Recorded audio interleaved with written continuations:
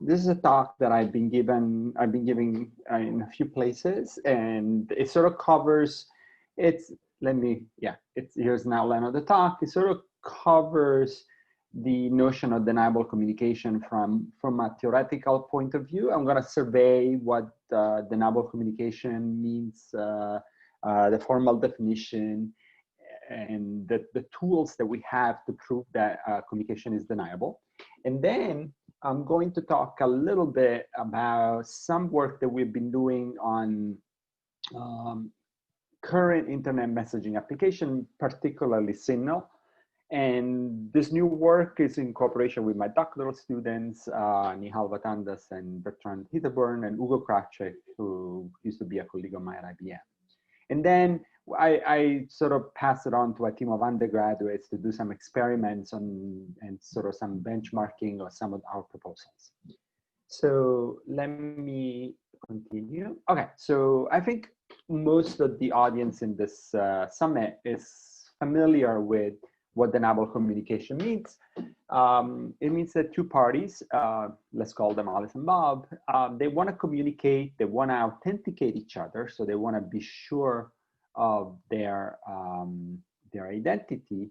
However, they should not be able to prove to a third party, which we call the judge, that one of them has engaged in a communication with the other. So for example, in this case, we have Bob who's trying to prove to the judge that he spoke to Alice, but the judge won't be able to really decide if this is true or not. And this really models what, what off-the-record communication is when you speak to a journalist, or when you are trying to do some disclosure of confidential information and you don't want to be traced to that disclosure, to that leak, to the whistleblowing, for example. So the question is, how do we define and how do we prove that communication sessions are deniable? So, that the first, if you think of Alice and Bob communicating with each other after they established a secret key, and that's how they authenticate each other. So whenever Alice sends a message to Bob, she also authenticates that message with what we call a message authentication code, which is a function of the message and the key that they share. Then there's no way for Bob to prove to a third party that he actually received that message from Alice, because that authentication tag that was attached to the message was something that Bob could have computed on his own. So the judge said, look, I don't believe you because this authentication is something you could have done. And this is going to be one of the main threads of this talk, is that Bob is sure that he's talking to Alice because he didn't compute this authentication tag. So the only other person who did it was Alice. But the judge cannot distinguish from the case that this was done from Alice and this was done from Bob. The scenario changes if we're doing authentication in a symmetric setting. If Bob and Alice don't share a pre-established key, then the way in which Alice can authenticate to Bob is by using public key cryptography, right? And the most common use method of authentication is a digital signature. She has a public key, she has a secret key, she uses her secret key to compute the signature, and Bob uses the public key to verify it. But digital signatures are by design non-repudiable, meaning Alice cannot deny having produced that message and that signature. And therefore, they're also they're also transferable, meaning Bob can prove to the judge that Alice said that. So while digital signatures are a great method of authentication, and sometimes non-repudiability is something that you really want, like when you're signing contracts or checks or stuff like that, they're definitely not something to avoid if you want deniable communication. So from the theoretical point of view, one of the first works that I'm aware of that raised this issue was this work by actually, I think I have the citation wrong. It's actually DNS, the work Noor and Sahai. So if Alice wants to prove her identity to Bob, and you want to create an authentication that also Bob could have created by himself, something similar to the symmetric case, the symmetric key case, one possible way to do this is to use encryption. So what Bob is going to say, look, I'm going to send you a key, a random key, and I'm going to encrypt it with your public key. So this is almost like a key establishment step. And then Alice is going to authenticate the message using a message authentication code. So now Bob knows that this message came from Alice because the only person who can compute this MAC is who knows the key. And the only person who knows the key is Bob because he created it, or Alice because she's the only person who can decrypt this message. So Bob knows this message came from Alice. But if he tries to convince a judge, then the judge says, well, look, this is not the case because like in the asymmetric authentication case, you can compute this entire transcript yourself without interacting with us. So this is the crucial way to define deniable authentication. What Bob sees interacting with Alice, it's something that he could have produced by himself without interacting with Alice. Therefore, there is no proof in the communication that he actually interacted with this other party. So formally, the way we define this is by using the simulation paradigm, which is, so if Bob and Alice interact, and at the end of the interactions, there is a transcript, and at the end of this interaction, Bob is convinced that, that he spoke to Alice, then this transcript that he can present to the judge as a proof that he interacted with Alice can be built by a simulator who knows the public key of Alice, but does not know the secret key of Alice. And the simulator can produce a transcript that is pretty much indistinguishable from the transcript of a real interaction. And so the judge will not be able to ascertain if this transcript was created by Alice using a secret key, or this transcript was created by Bob by running the simulation. So this is the main way we can define and prove deniability for communication sessions. And for those of you who are familiar with slightly more advanced cryptographic topics, this is a paradigm. The simulation paradigms originates from the definition of zero knowledge, in which I prove to you that I know something or that something is true without really revealing to you the reason why it is. So let's go back to this encryption-based authentication that we talked about before, right? So Bob sends random nonce to Alice, and Alice authenticated message using this key. So how are we going to do the simulation? When Bob sends the ciphertext, the simulation doesn't know the secret key of Alice. So how is it going to respond in a way that looks identical or indistinguishable from the way Alice would answer? There is a problem here because the simulator cannot decrypt the ciphertext.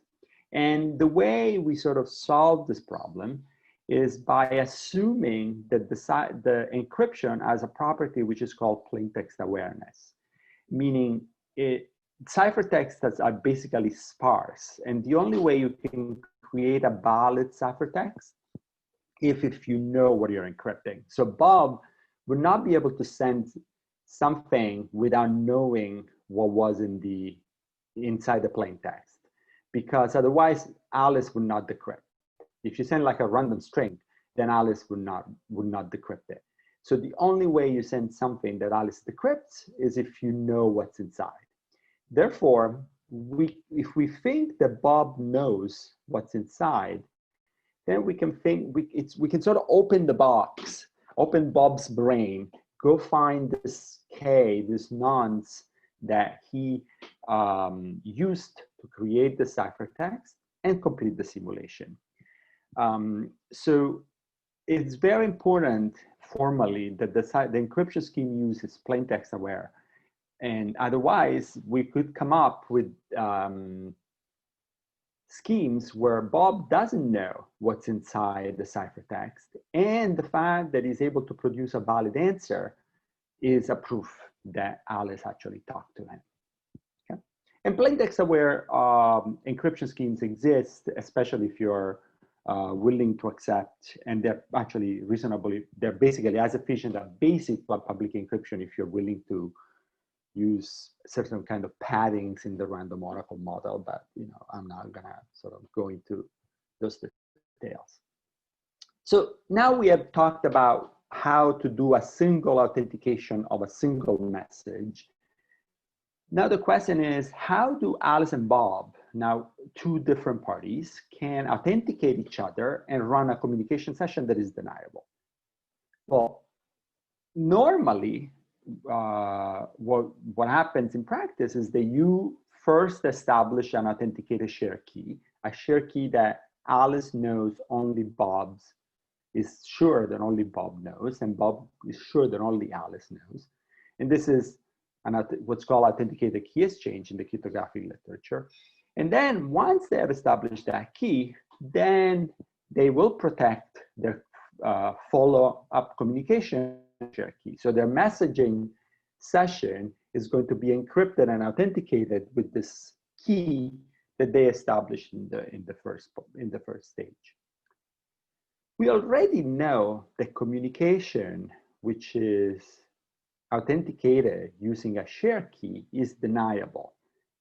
But that is true only if the judge believes that both Alice and Bob know the key K. So if I was able to run this first part, say that I'm Bob, right?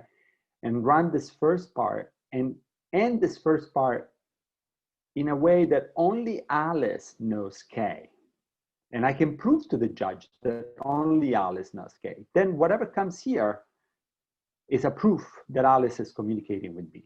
So it's very important that the authenticated key exchange that comes before produces a proof that both parties could have created and know this K.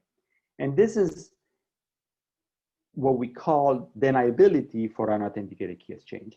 And this is work actually that I did with Ugo and another student of mine, Mario Di Raimondo, about 15 years ago. When I look at this, I felt really old. And the way, so how do you define a deniable key exchange? So if you think about the protocol, the communication exchange that established the secret key, what we want to make sure, and this has to happen for both parties, not just for one, is that you can take Alice and replace it with a simulator that knows the public key but does not know the secret key and produces a distinguishable transcript that includes the session K. And it's very important that the is not, I don't simulate just the transcript of the communication, but I have to simulate also the session key.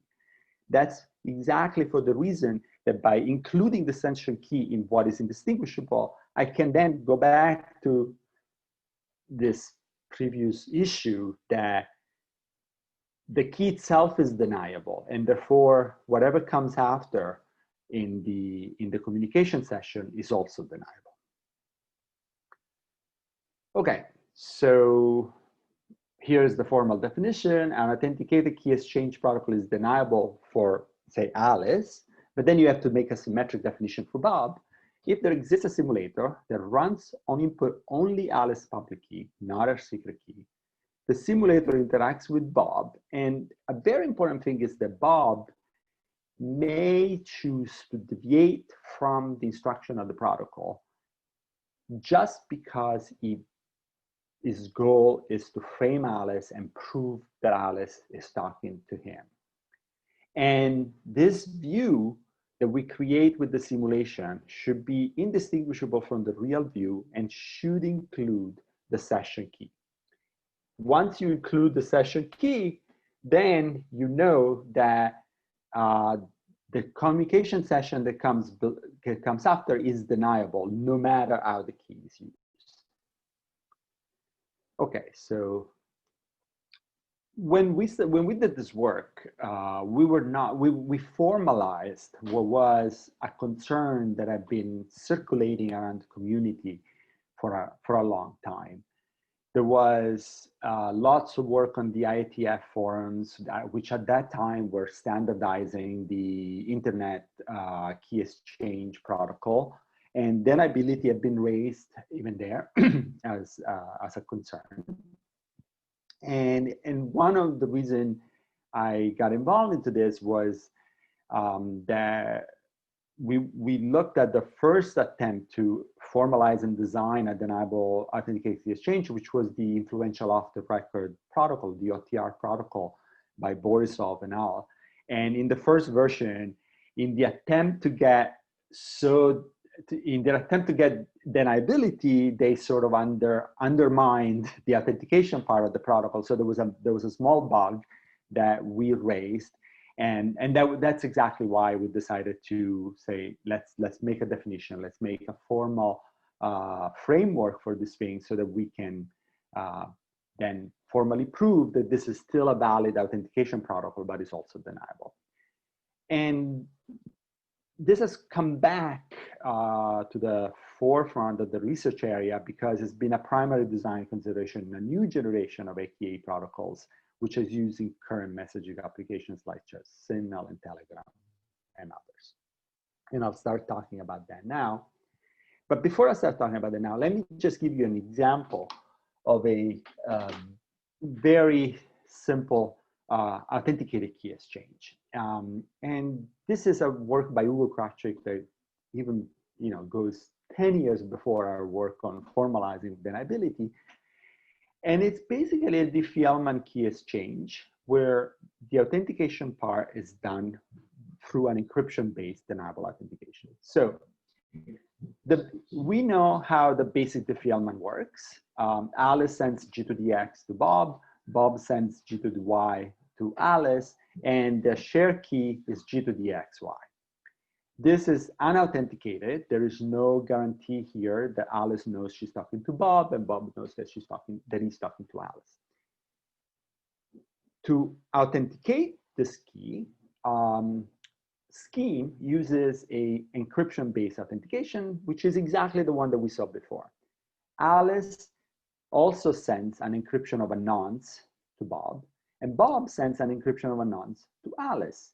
And now the session key is not just the Fieldman value obtained by X and Y, but it's somehow a hash of the Fieldman value and the two nonces that were sent by Alice and Bob to each other. And now this gives you authentication because Bob knows that only Alice could have computed this because she's the only one who can decrypt B. And Alice knows that only Bob could have created this because he's the only one who can decrypt the nonce A. And the X and the Y are added to the mix so that we can get perfect forward secrecy. Because if you just use A and B, then if Alice or Bob's keys were compromised later, an attacker could decrypt past sessions. But by adding X and Y, this is standard practice, you get a fresh key that cannot be compromised, even if later your long-term keys are compromised. How do you simulate Scheme? Well, it's pretty much similar to the simulation for the basic authenticator. So let's say that we want to simulate Alice. So we know everything but the secret key of Alice. So it's easy to simulate Alice because we know that Alice sends x equals g to the x, and we know that Alice sends a ciphertext of something, or random noise. Then Bob sends something back, which is y, g to the y, and this encryption. Now, the problem now is the simulation doesn't know little y and doesn't know little b. It doesn't know little y because Bob created it in some way, and it doesn't know little b because it doesn't have the decryption key. But this is not a problem. There's not a problem with the y because the simulator knows little x, so it can compute the Diffie-Hellman part as y to the little x. And by assuming plain text awareness, we can extract we know that Bob knows the little value b. He can only create a valid ciphertext if he knows somewhere in his brain this little value b. So we use our plain text awareness, we get b out of Bob's brain, and we complete the simulation. And remember that it's not, if you're confused about getting this value b out of Bob's brain, remember that the simulation is a thought experiment. It's something that Bob runs on his own to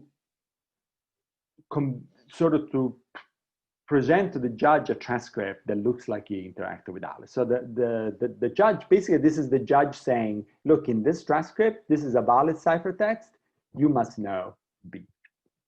So I don't believe you that you spoke to Alice. All right, so then at that point, we seem to be done, right? You can run scheme to establish the secret key K, and then you could protect the communication using K, and ta-da, we have a deniable communication session, and we should be done, right? Well, not quite. And the reason is that all this new wave of messaging protocols don't do this. They do something else. And in particular, Signal specifically runs a different authenticated key exchange called 3DH, which I'm going to, I think, seem to have enough time, so I'm going to cover in the next couple of slides. And I never really spoke to the design of Signal, and I don't know exactly why they chose 3DH instead of choosing Scheme, but it's not hard to sort of speculate why. And most likely was to avoid the public key encryption to authenticate. It's potentially more expensive, and I'll get to that at the end of my talk. You're going to have longer messages, you know, look at Scheme. Scheme requires you to send X and the ciphertext, and Bob needs to send Y and the ciphertext. And there's this plain text awareness assumption, which may or may not an issue for some people, but again, I'll talk to that in a minute, because we'll have to see what assumption we have to make to assume deniability of Signal. And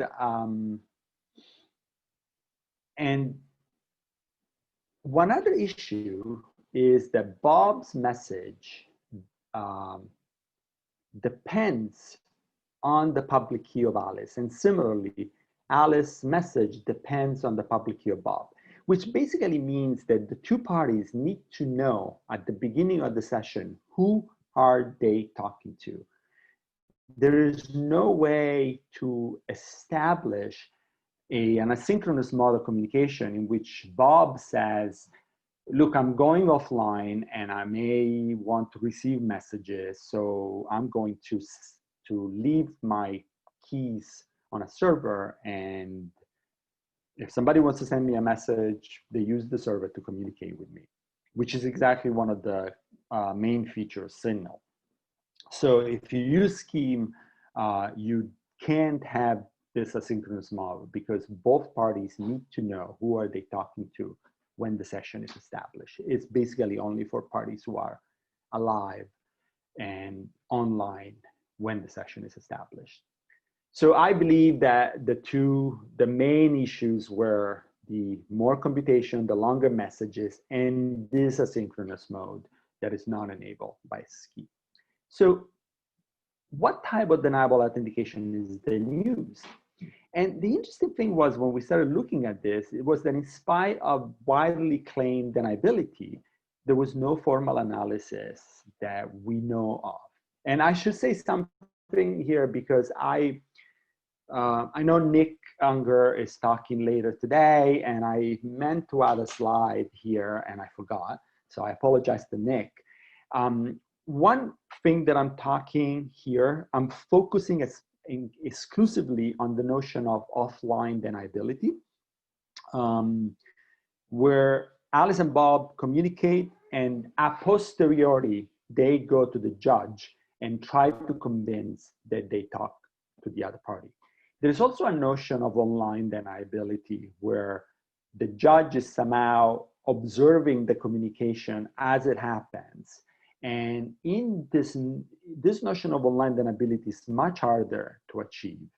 And actually, Nick had already proven a couple of years ago that Signal and anything related to this 3D authentication protocol that I will cover is not online deniable. So we already knew that we didn't have online deniability, and yet we believed that offline deniability held, and it actually does hold, but it never been formally proven. And I'm gonna sort of discuss that in the rest of the talk. So, all right, so what is 3DH? What is the key exchange protocol used by Signal? It's called 3DH because it stands for triple Diffie-Hellman. Alice and Bob have long-term keys that are associated to their identities, which are just group elements in a cyclic group where you could run Diffie-Hellman. They know their secret keys A and B.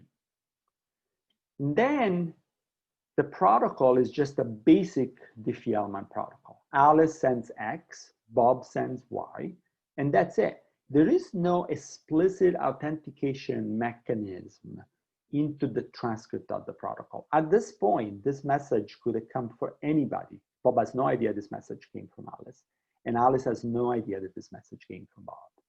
The authentication happens in the computation of the secret key. At this point, in the secret key is now a combination of three Diffie-Hellman values. One is the Diffie-Hellman of the fresh ephemeral keys that are sent by Alice and Bob to each other. And again, that's perfect for secrecy, freshness of the key. And then Alice computes the Diffie-Hellman of A and Y and B and X.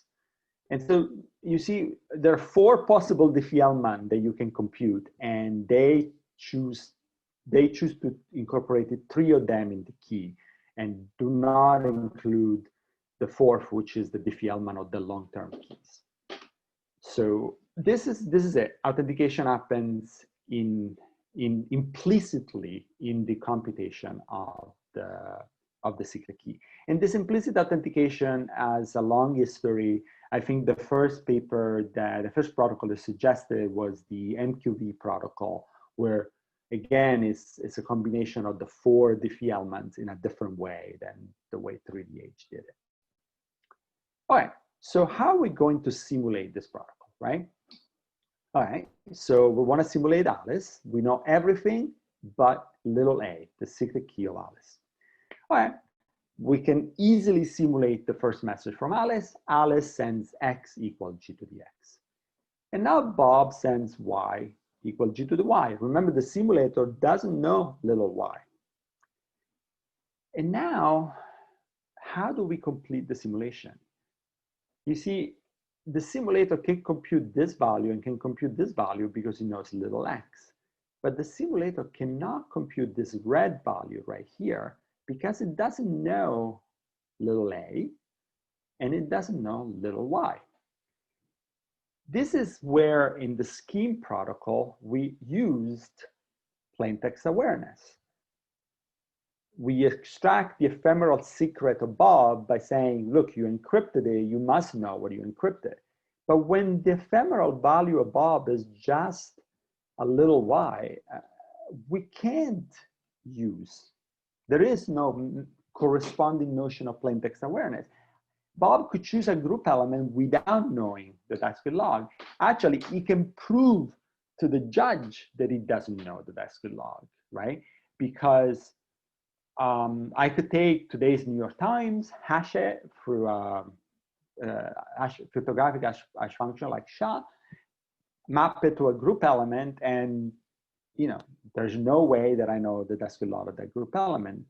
So if we believe that's good log, it's hard. So it is actually there is a way to sample this Y in a way that I can provably convince somebody that I don't know that that's good log. And then at this point, this key may become a proof that Bob and Alice communicated. And we got stuck at this point, and we were trying to figure out how do we solve this problem. And it turns out that simulation is impossible in general. And the reason is, if you remove the hash, then the hash is a good protective mechanism that maps the key to a random string, but it also may help with the deniability. But if you remove the hash, there's no way that the simulation can actually be completed. And the reason is Bob chooses a Y for which he can provably demonstrate that he doesn't know the that's good log. And so that sort of proves to a judge that this value, this red value right here, Bob doesn't know how to compute it. Why? He doesn't know little y, it doesn't know little a, because that's Alice's secret key. And then there are groups actually where you can detect that this value is correct. So Bob can prove to the judge, look, this value is correct. This is what in technical jargon we say the decisional Diffie-Hellman problem is easy. And the computational Diffie-Hellman problem is hard, meaning I don't know how to compute this, but once I see it, look, this is correct. I can show you that it's correct. If the judge is convinced that this is correct and that Bob couldn't compute it, that's a proof that only Alice could have computed it and that might frame Alice. Therefore, in general, the simulation is not possible. It seems that the simulation may depend on the choice of the hash function that is used, but the intuitive explanation of the deniability that what you see in this protocol is really doesn't have any use of Alice public key doesn't hold anymore. And the reason is that you have to include the session key in your view. You can't just use the messages in order to have a meaningful definition of deniability for the key exchange. So, okay. What's the problem? So okay, this was a kind of a contrived counterexample. It doesn't apply to 3DH because in 3DH, the key is hashed and the DDH is assumed to be hard. So fine, so this quote unquote attack that I showed you on this particular groups where DDH is easy and we're not using the hash doesn't really apply to 3DH, but it still blocks us for completing the simulation because Y is adversarial sample. So in order to complete the simulation, we need to rule out that Bob could sample Y in a way such that this value, the session key, is hard to compute, but is easy to detect as correct. And the hardness of DDH does not help because DDH, the decision of Diffie-Hellman, says that this value looks random when Y is random.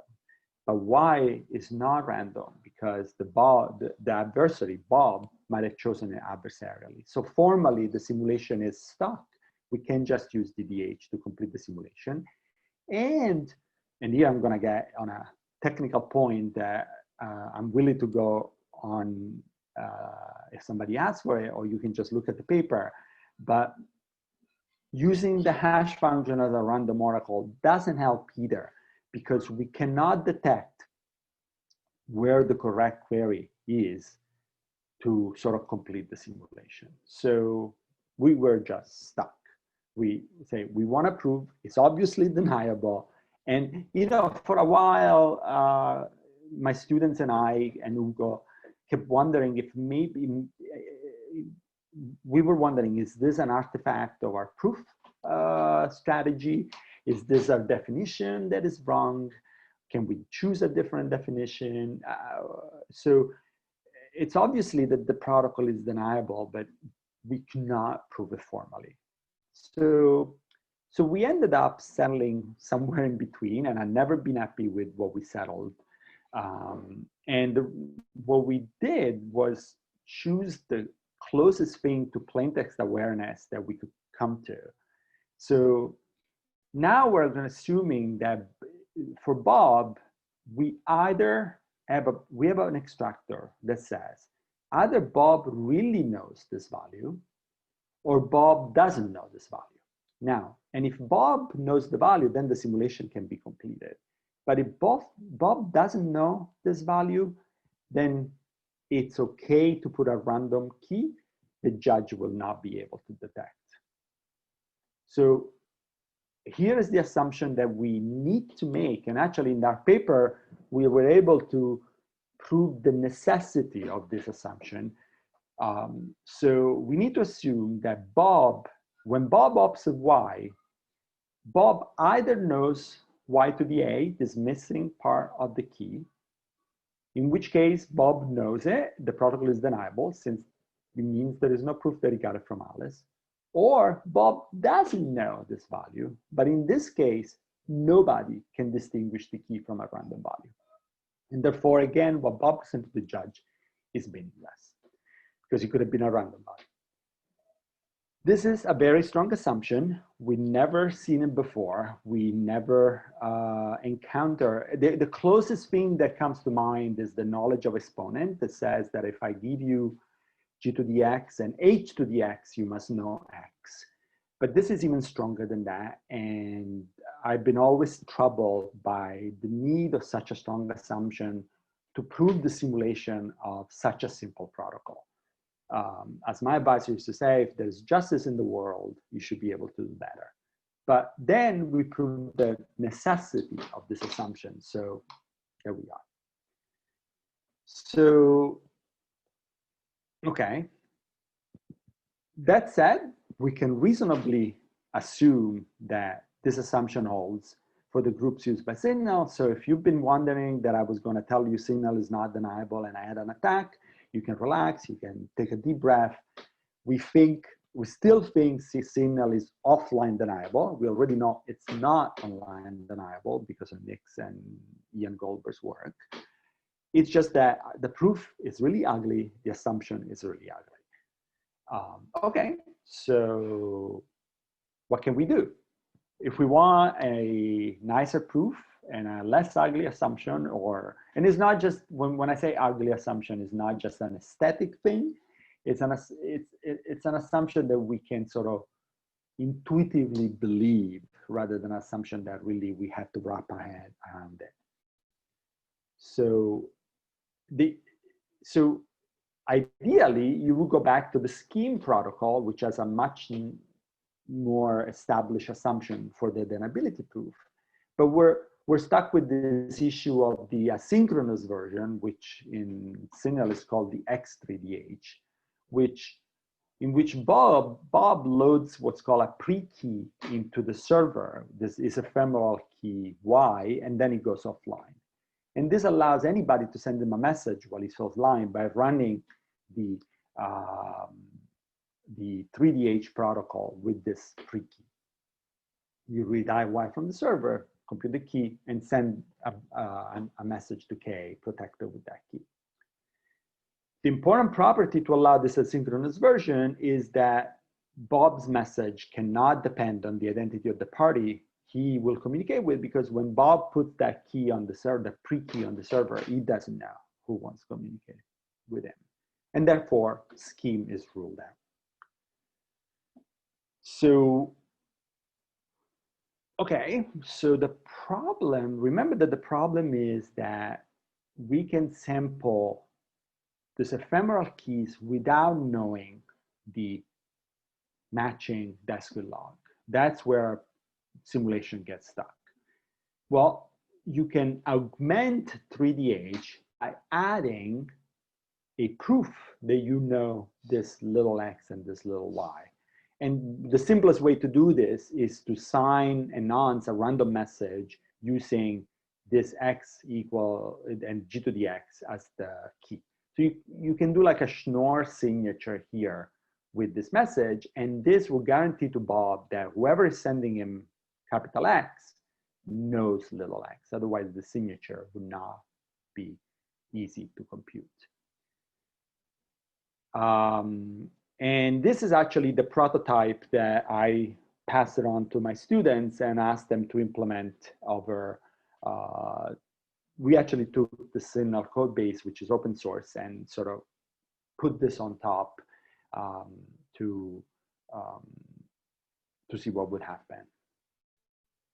So, well, actually, I can tell you now, the results were what we'd expect. It was about, this signature will increase your bandwidth by about a factor of 3, because now you have to send a Schnorr signature, which is 2 other messages pretty much the size of your group elements. So your bandwidth is going to go up by a factor of 3.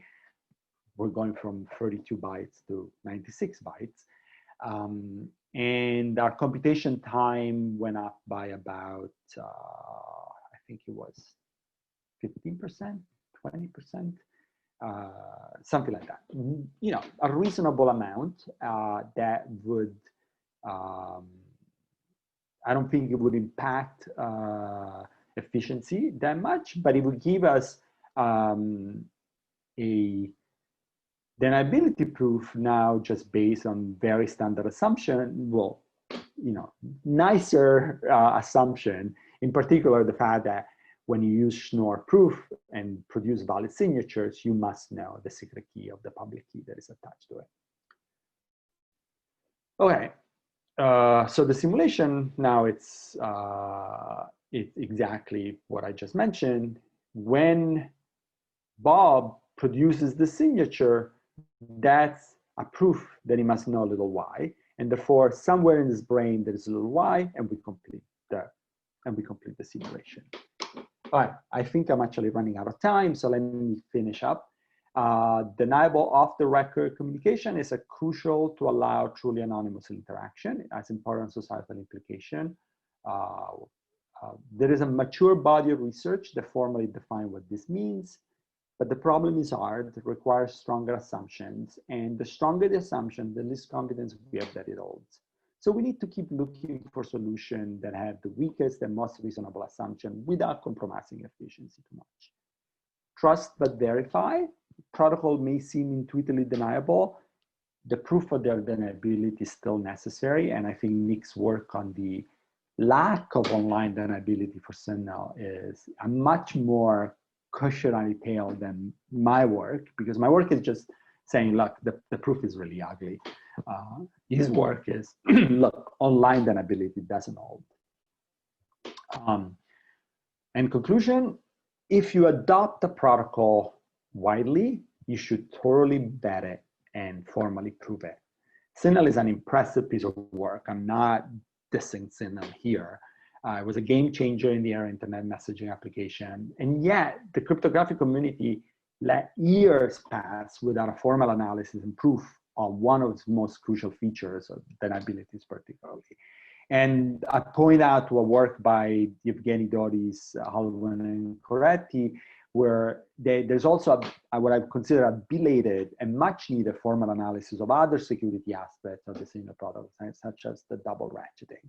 All of that work should have happened at adoption time, and instead came later. So that's something that we need to, as a community, be a little more mindful as we adopt protocols to somehow have the analysis walk in lockstep with the adoption of communication protocols. And this is the end of my talk.